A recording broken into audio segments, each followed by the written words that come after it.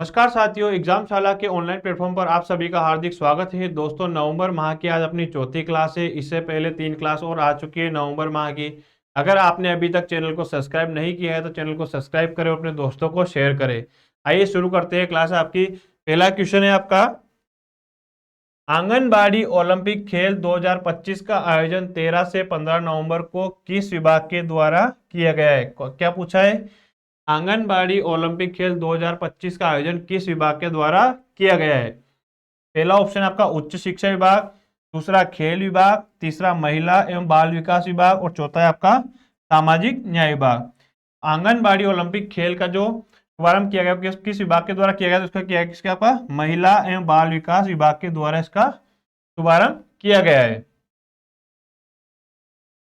अगर हम बात करें आंगनबाड़ी ओलंपिक खेल 2025 की, तो इसका शुभारंभ हुआ था कब? 13 नवंबर को इसका शुभारंभ हुआ था और 13 से 15 नवंबर तक इसका आयोजन किया गया था। किस 13 से 15 नवंबर तक इसका आयोजन किया गया है और शुभारंभ हुआ था 13 नवंबर को।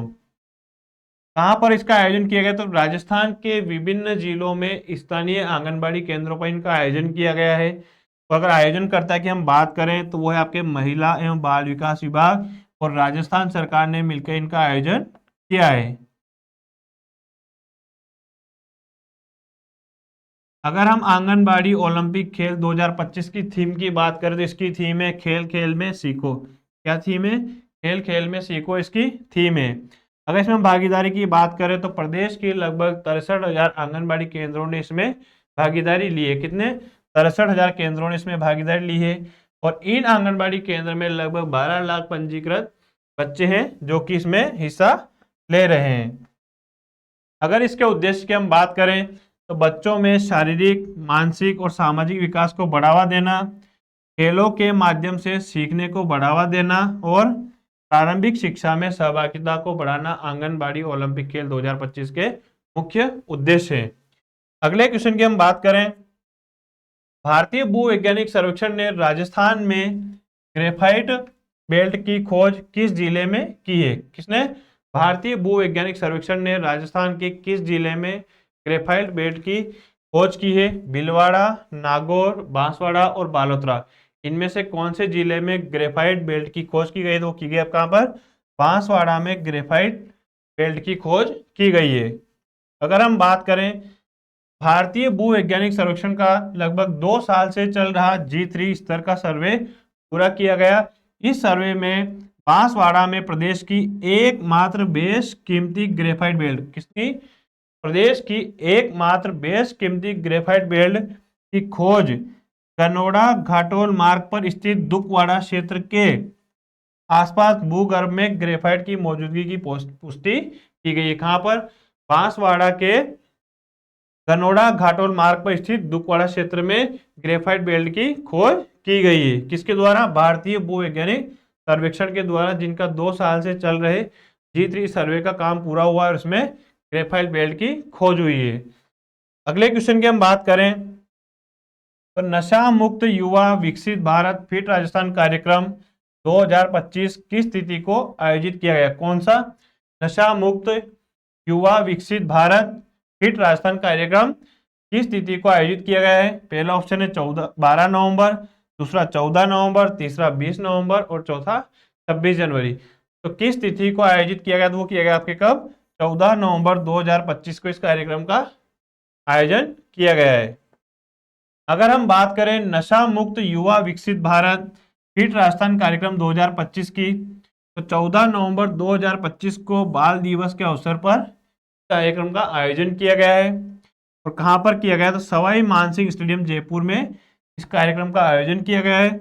आयोजनकर्ता की अगर हम बात करें, राजस्थान युवा बोर्ड एवं आर्ट ऑफ लिविंग संस्था के द्वारा इसका आयोजन किया गया है। किसके द्वारा? राजस्थान युवा बोर्ड एवं आर्ट ऑफ लिविंग संस्था के द्वारा इसका आयोजन किया गया है। अगर इसके मुख्य उद्देश्य की हम बात करें तो युवाओं को नशा मुक्त रहने हेतु प्रेरित करना, युवाओं को उद्देश्यपूर्ण सार्थक जीवन की दिशा देना और स्वस्थ एवं फिट राजस्थान का निर्माण का मुख्य उद्देश्य क्या है? नशा मुक्त रहना, युवाओं को फिट एवं स्वस्थ रहना, इसके मुख्य उद्देश्य। अगर इसके थीम की हम बात करें, किसकी, नशा मुक्त युवा विकसित भारत फिट राष्ट्रीय कार्यक्रम की, तो इसकी थीम है नशा मुक्त युवा विकसित भारत और फिट राजस्थान, इसकी थीम है। कब किया गया इसका आयोजन, 14 नवंबर 2025 को इसका आयोजन किया गया है। कहां पर किया गया है, सवाई मानसिंह स्टेडियम जयपुर में इसका आयोजन किया गया है।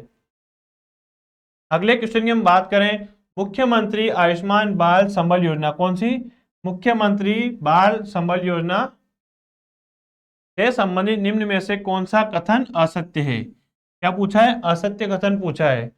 पहला ऑप्शन है आपका, इस योजना के अंतर्गत 8 वर्ष तक के बच्चों को लाभ मिलता है। योजना के अंतर्गत लगभग 56 प्रकार की दुर्लभ बीमारियों से ग्रसित बच्चों का इलाज किया जाता है।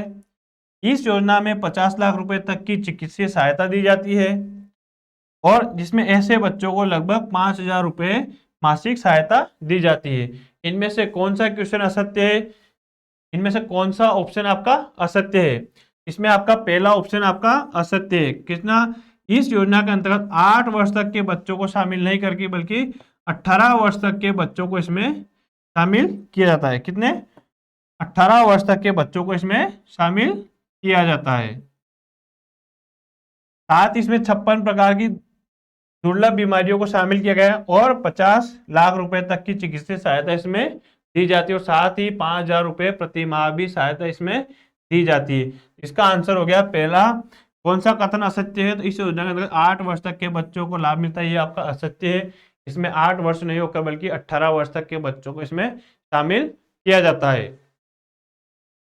अगले क्वेश्चन की हम बात करें, किस संस्था को सतत जल प्रबंधन में उत्कृष्ट कार्य के लिए राष्ट्रीय जल पुरस्कार 2024 से सम्मानित किया गया। किस लिए, सतत जल प्रबंधन में उत्कृष्ट कार्य करने के लिए। कौन सी संस्था को, Tata foundation, Ambuja foundation, Bharat foundation और CSR फाउंडेशन, इनमें से किस संस्था को सम्मानित किया गया, तो किया गया किसके, अंबुजा फाउंडेशन को राष्ट्रीय जल पुरस्कार 2024 से सम्मानित किया गया है। किस लिए, जल प्रबंधन में उत्कृष्ट कार्य करने के लिए सम्मानित किया गया है। अगले क्वेश्चन की हम बात करें, आउटलुक ट्रेवल अवार्ड 2025 में बेस्ट वेडिंग डेस्टिनेशन का अवार्ड किस शहर को मिला है। कौन सा, बेस्ट वेडिंग डेस्टिनेशन का अवार्ड किस शहर को मिला है। पहला ऑप्शन है आपका जयपुर, दूसरा जोधपुर, तीसरा उदयपुर, चौथा आगरा। तो कौन से शहर को मिला है, वो मिला है आपके किसको, उदयपुर को बेस्ट वेडिंग डेस्टिनेशन का अवार्ड मिला है। आगे हम बात करें, देश की पहली 100 किलोमीटर लंबी अंतर्राष्ट्रीय साइकिलिंग रेस वेदांता टूर दी थार का आयोजन किस स्थान से हुआ है। कौन सी, अंतर्राष्ट्रीय साइकिलिंग रेस वेदांता टूर दी थार का आयोजन किस स्थान से शुरू हुआ है। जयपुर, नौरंगदेसर, देसलसर और अमृतसर, इनमें से कहां से इसका आयोजन हुआ है, इसका हुआ है नौरंगदेसर से इसको शुभारंभ हुआ है। अगर हम बात करें वेदांता टूर दी थार की, तो देश की पहली 200 किलोमीटर लंबी अंतर्राष्ट्रीय साइकिलिंग रेस, कौन सी, देश की पहली, और किसकी पहल पर शुरू किया, केंद्रीय कानून मंत्री अर्जुन राम मेघवाल के द्वारा इसको शुरू किया गया है। तो इसकी शुरुआत कब हुई थी, 23 नवंबर 2025 को नौरंगदेसर बीकानेर से इसको शुरुआत की गई है। इसका जो आयोजन है वो सांसद खेल महोत्सव 2025 के तहत किया गया है। किसके तहत, सांसद खेल महोत्सव 2025 के तहत इसका आयोजन किया गया है। और किस मॉडल पर किया गया है, इसका मॉडल है टूर दी फ्रांस और टूर दी स्विस की तर्ज पर इस अंतर्राष्ट्रीय साइकिलिंग रेस की शुरुआत की गई है, जो कि कब हुई थी, 23 नवंबर 2025 को। कहां से, नौरंगदेसर बीकानेर से इसको हरी झंडी दिखाकर शुरू किया गया है। आगे हम बात करें इसके मुख्य उद्देश्य क्या है, तो पर्यावरण संरक्षण को बढ़ावा देना, कार्बन उत्सर्जन में कमी करना, खार सस्टेनेबिलिटी बढ़ाना, आरोग्य और खेल व पर्यटन विकास करना इसका मुख्य उद्देश्य है। इसमें प्रतिभागी कौन कौन भाग ले रहे हैं, इसमें फ्रांस, स्विट्जरलैंड, सिंगापुर सहित भारत के अंतर्राष्ट्रीय साइकिलिस्ट इसमें हिस्सा ले रहे हैं।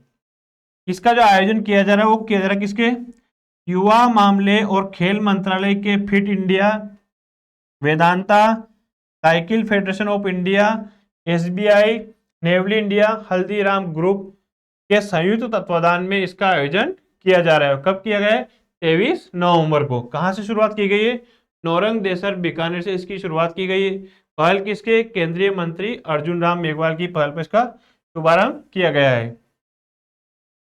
आगे हम बात करें कि इसमें परिणाम क्या निकले इसके। एथलीट 100 किलोमीटर पुरुष में साहिल कुमार इसमें विजेता रहे हैं। कौन रहे? साहिल कुमार इसमें विजेता रहे। और महिलाओं की हम बात करें तो 100 किलोमीटर में स्वाति सिंह इसमें विजेता रही है। कौन? साहिल कुमार और स्वाति सिंह इसमें विजेता रहे हैं।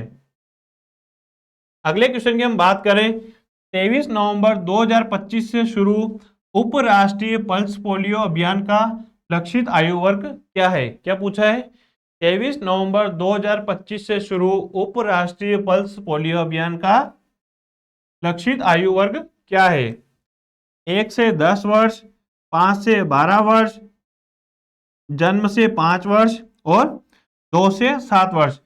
कौन सा है? इसमें है जन्म से 5 वर्ष तक के बच्चों को इसमें शामिल किया गया है। अगर हम बात करें उपराष्ट्रीय पल्स पोलियो अभियान 2025 की, इसका शुरुआत हुई थी कब? 23 नवंबर 2025 को मुख्यमंत्री निवास जयपुर से इसकी शुरुआत की गई है। और इसके उद्घाटनकर्ता जो है मुख्यमंत्री भजनलाल शर्मा इसके उद्घाटन करता है। और इसके आयु वर्ग की हम बात करें तो जन्म से 5 वर्ष तक के सभी बच्चे इसमें शामिल किए गए। इसका उद्देश्य लगभग 1 करोड़ 8 लाख से अधिक बच्चों को पोलियो की दवा पिलाना इसका उद्देश्य है। कब शुरू हुई है? 23 नवंबर 2025 को मुख्यमंत्री निवास जयपुर से शुरू हुई है। और जन्म से 5 वर्ष तक के सभी बच्चे इसमें शामिल किए गए हैं। अगले क्वेश्चन की हम बात करें तो जयपुर में 25 नवंबर से 23 दिसंबर 2025 तक नई चेतना 4.0 जेंडर अभियान किस संस्था द्वारा शुरू किया गया? कौन सा? नई चेतना 4.0 जेंडर अभियान किस संस्था द्वारा शुरू किया गया है? पहला ऑप्शन है आपका महिला एवं बाल विकास विभाग, दूसरा राजस्थान ग्रामीण आजीविका विकास परिषद, तीसरा शिक्षा विभाग, चौथा सामाजिक न्याय विभाग। इनमें से कौन से विभाग के द्वारा शुरू किया गया है? वो किया गया आपके कौन से? राजस्थान ग्रामीण आजीविका विकास परिषद के द्वारा शुरू किया गया है। अगर हम बात करें अभियान की तो राजस्थान ग्रामीण आजीविका विकास परिषद द्वारा नई चेतना 4.0 जेंडर अभियान का शुभारंभ जयपुर में किया गया है। कहां पर किया गया है? जयपुर में किया गया है। और कब किया गया है? 25 नवंबर से 23 दिसंबर 2025 तक पूरे राज्य में संचालित होगा। कब से कब तक? 25 नवंबर से 23 दिसंबर 2025 तक इसको संचालित किया जाएगा। इस अवसर पर 16 days of activism against gender based violence कार्यक्रम की भी शुरुआत हुई है। कौन सा कार्यक्रम? 16 days of activism against gender based violence कार्यक्रम की इसमें शुरुआत की गई है। इसका उद्देश्य डिजिटल माध्यमों से महिलाओं और बालिकाओं के विरुद्ध होने वाली हिंसा की रोकथाम करना इसका मुख्य उद्देश्य है।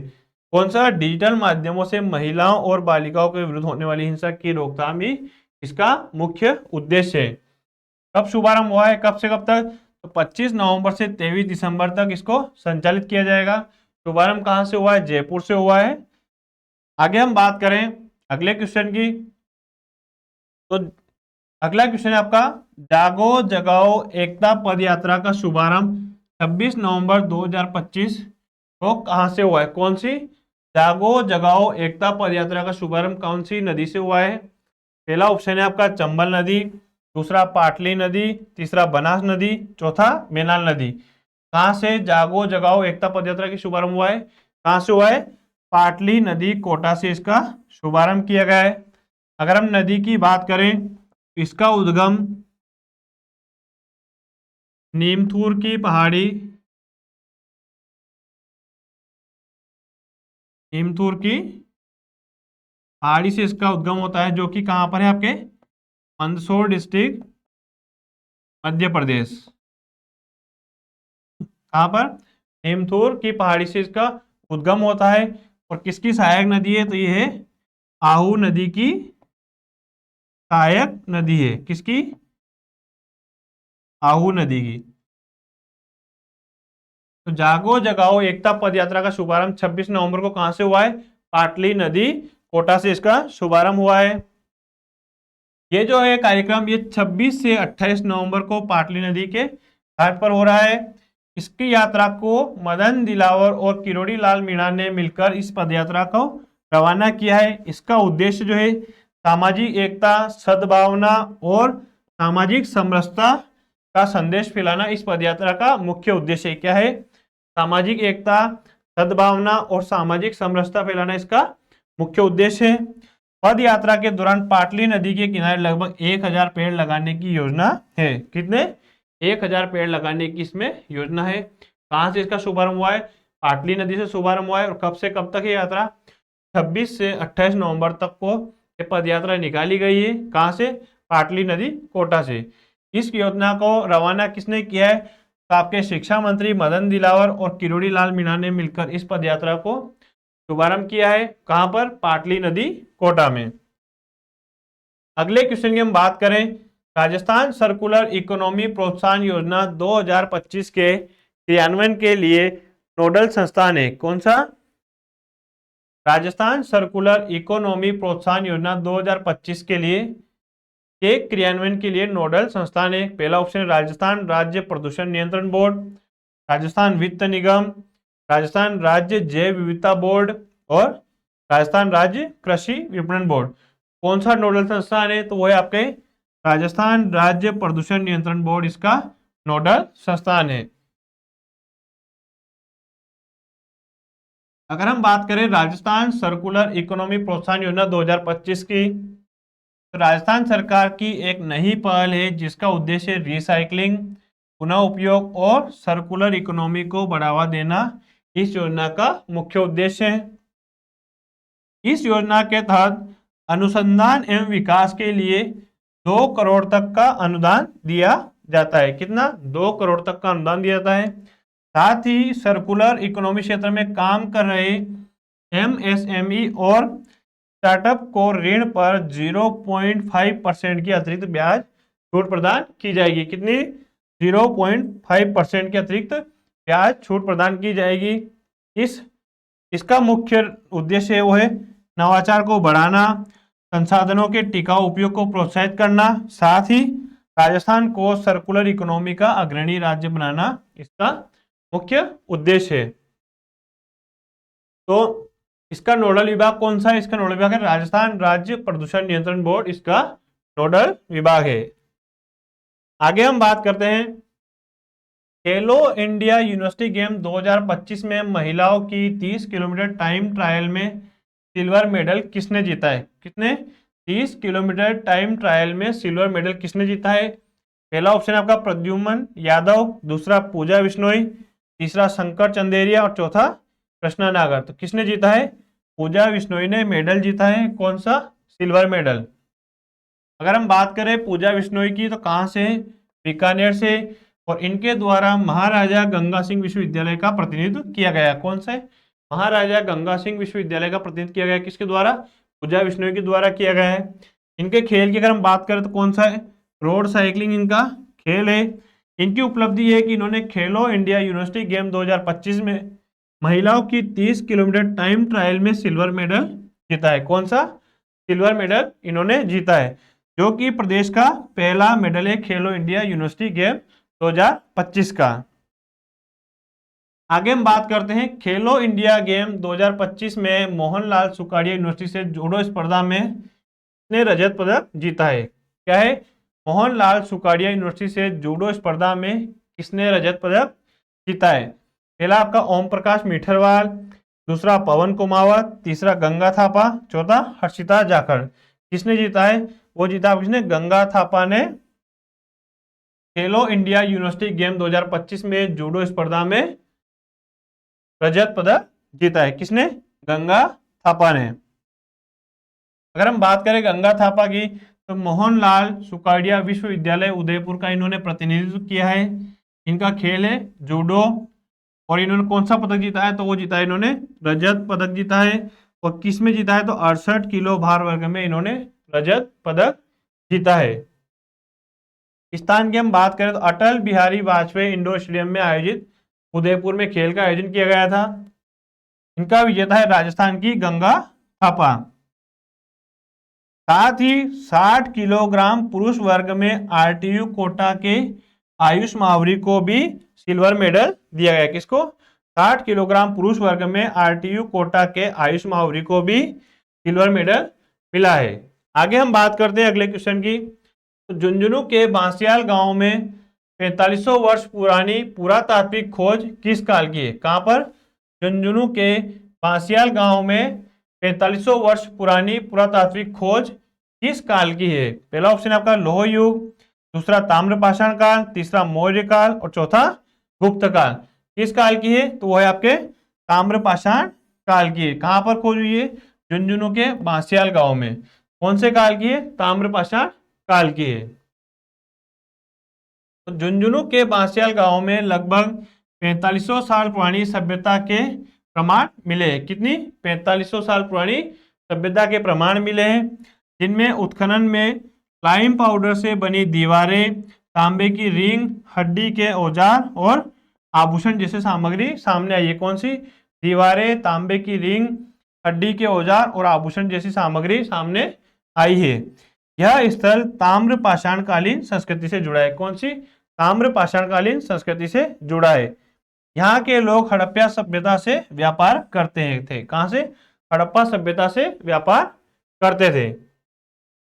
अगले क्वेश्चन की हम बात करें, राजस्थान पुलिस ने किस विश्वविद्यालय के साथ राष्ट्रीय एवं आंतरिक सुरक्षा के क्षेत्र में एमओयू किया है? कौन सा? राजस्थान पुलिस ने किस विश्वविद्यालय के साथ राष्ट्रीय एवं आंतरिक सुरक्षा के क्षेत्र में एमओयू किया है? पहला ऑप्शन आपका दिल्ली विश्वविद्यालय, दूसरा राष्ट्रीय रक्षा विश्वविद्यालय गुजरात, तीसरा जवाहरलाल नेहरू विश्वविद्यालय और चौथा मुंबई विश्वविद्यालय। तो किसके साथ किया है एमओयू? तो वो किया है किसके? राष्ट्रीय रक्षा विश्वविद्यालय जयपुर के साथ राजस्थान पुलिस ने एमओयू किया है। किस लिए? राष्ट्रीय एवं आंतरिक सुरक्षा के लिए। कहां से किया है? तो राष्ट्रीय रक्षा विश्वविद्यालय गुजरात के साथ किया गया है। इसका उद्देश्य जो है वो है अकादमिक प्रशिक्षण और अनुसंधान सहयोग को मजबूत करना इसका मुख्य उद्देश्य है, जिसमें स्मार्ट पुलिसिंग, सुरक्षा नवाचार और पेशेवर क्षमता विकास के लिए संयुक्त कार्यक्रम लागू किए जाएंगे। किसके साथ किया है? तो राष्ट्रीय रक्षा विश्वविद्यालय गुजरात के साथ किया गया है। किसने? राजस्थान पुलिस ने। अगले क्वेश्चन की हम बात करें तो 44वें अंतर्राष्ट्रीय व्यापार मेले में उत्कृष्ट प्रदर्शन के लिए राजस्थान को किस पुरस्कार से सम्मानित किया गया? कौन सा? 44वां अंतर्राष्ट्रीय व्यापार मेले में उत्कृष्ट प्रदर्शन के लिए राजस्थान को किस पुरस्कार से सम्मानित किया गया है? पहला ऑप्शन है आपका सिल्वर मेडल, दूसरा गोल्ड मेडल, तीसरा ब्रॉन्ज मेडल या चौथा इनमें से कोई नहीं। तो राजस्थान को सम्मान मिला है कौन सा? गोल्ड मेडल से सम्मानित किया गया। किस लिए? व्यापार मेले में उत्कृष्ट प्रदर्शन के लिए। कौन सा मेडल? Gold medal. अगर हम बात करें 44वां अंतर्राष्ट्रीय व्यापार मेले की, इसका आयोजन कहाँ हुआ था? प्रगति मैदान नई दिल्ली में इसका आयोजन हुआ था। और कब से कब तक? 14 से 27 नवंबर 2025 को इसका आयोजन किया गया। इस आयोजन में राजस्थान को पार्टनर स्टेट का दर्जा प्रदान किया गया है। कौन सा? राजस्थान पार्टनर स्टेट का दर्जा इसको प्राप्त हुआ है। इसकी उपलब्धि है कि उत्कृष्ट प्रदर्शन के लिए राजस्थान को गोल्ड मेडल से सम्मानित किया गया है। किस लिए? उत्कृष्ट प्रदर्शन के लिए राजस्थान को गोल्ड मेडल से सम्मानित किया गया है। अगले क्वेश्चन की हम बात करें, राजस्थान की नई खनिज नीति 2024 के तहत वर्ष 2029-30 तक खनिज क्षेत्र की जीडीपी में कितनी प्रतिशत भागीदारी बढ़ाने का लक्ष्य रखा गया है? क्या पूछा है?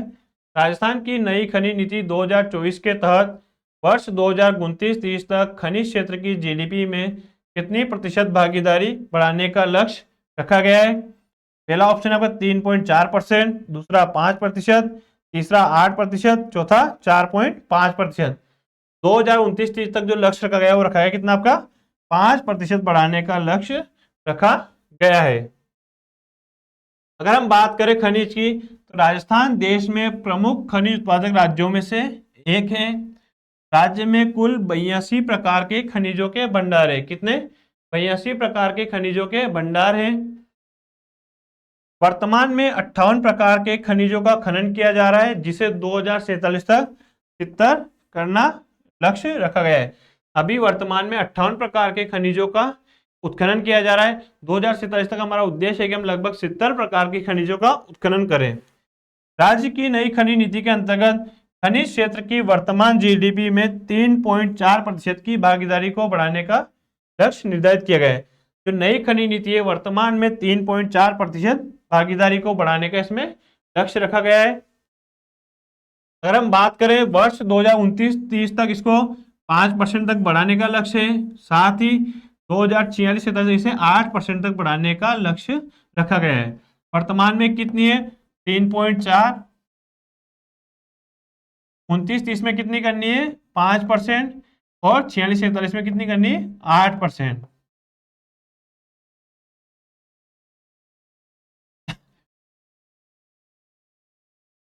साथ ही 2046 तक खनिज क्षेत्र में राजस्व को 1 लाख करोड़ तक पहुंचाना और 1 करोड़ लोगों को प्रत्यक्ष या अप्रत्यक्ष रोजगार उत्पन्न दिलाना इसका मुख्य लक्ष्य है। तो वर्तमान में कितनी भागीदारी है? 3.4%। 2029-30 तक कितनी करनी है? 5% का लक्ष्य है, और 2046-47 तक इसको 8% भागीदारी बढ़ाने का मुख्य लक्ष्य है। आगे हम बात करते हैं किसानों की जमाबंदी को आधार से जोड़ने का पायलट प्रोजेक्ट किन जिलों से शुरू होगा? कौन सा? किसानों की जमाबंदी को आधार से जोड़ने का पायलट प्रोजेक्ट किन जिलों से शुरू होगा? पहला ऑप्शन आपका जोधपुर और कोटा, दूसरा जयपुर और भीलवाड़ा, तीसरा अजमेर और नागौर, चौथा उदयपुर और बांसवाड़ा। कहां से शुरू होगा? वो होगा आपके अजमेर और नागौर से शुरू होगा, जहां पर किसानों की जमाबंदी को आधार से लिंक किया जाएगा। अगले क्वेश्चन की हम बात करें, 23 से 28 दिसंबर 2025 को राष्ट्रीय स्वदेशी महोत्सव किस स्थान पर आयोजित किया जाएगा? कौन सा? 23 से 28 दिसंबर 2025 को राष्ट्रीय स्वदेशी महोत्सव किस स्थान पर आयोजित किया जाएगा? पहला जयपुर, दूसरा उदयपुर, तीसरा चित्तौड़ और चौथा कोटा। कहां पर किया जाएगा? इसका आयोजन किया जाएगा कहां पर? चित्तौड़ में किया जाएगा। और कब से कब तक? 23 से 28 दिसंबर 2025 को किया जाएगा। अगर हम महोत्सव की बात करें तो चित्तौड़ में राष्ट्रीय स्वदेशी महोत्सव 23 से 28 दिसंबर 2025 तक आयोजित होगा। कब? 23 से 28 दिसंबर 2025 तक आयोजित होगा। महोत्सव में स्वदेशी उत्पाद, संस्कृति, अर्थव्यवस्था और भाषा का अनूठा संगम देखने को मिलेगा। ये जो महोत्सव रहेगा इसमें स्वदेशी उत्पाद, संस्कृति, अर्थव्यवस्था और भाषा का अनूठा संगम देखने को मिलेगा। इस आयोजन से स्थानीय कारीगरों, लघु उद्योगों और स्वदेशी उत्पादों को राष्ट्रीय मंच प्राप्त होगा। क्या होगा? स्थानीय कारीगरों, उद्योगों और स्वदेशी उत्पादों को राष्ट्रीय मंच प्राप्त होगा। अगले क्वेश्चन की हम बात करें, मुख्यमंत्री मंगला पशु बीमा योजना के बारे में निम्न कथनों में से कौन से सही है? कौन सा? मुख्यमंत्री मंगला पशु बीमा योजना के बारे में निम्न कथनों में से कौन से सही है? पहला ऑप्शन आपका, मंगला पशु बीमा योजना का क्रियान्वयन राज्य बीमा विभाग द्वारा किया गया है। दूसरा अगर इसके नोडल विभाग पशुपालन विभाग है। तीसरा आपका, यह योजना कामधेनु पशु बीमा योजना के स्थान पर शुरू की गई है। इनमें से कौन से कथन आपके सही है? इसमें से आपका पहला, दूसरा और तीसरा तीनों ही सही है। मंगला पशु बीमा योजना जी उसका क्रियान्वयन कौन करता है?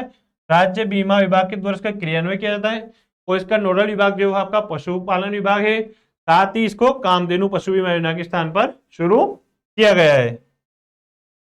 इस प्रकार हमने इन क्लास के माध्यम से नवंबर माह के करंट अफेयर को कवर करने की कोशिश करी है। अगर आपको क्लास अच्छी लगी हो तो इसको लाइक करें और अपने दोस्तों के साथ शेयर करें, और साथ ही कमेंट करके बताएं। और अभी तक आपने अगर चैनल को सब्सक्राइब नहीं किया तो चैनल को सब्सक्राइब करें। इस क्लास का PDF आपको टेलीग्राम चैनल पर मिल जाएगी, जिसका लिंक डिस्क्रिप्शन में दिया हुआ है। धन्यवाद।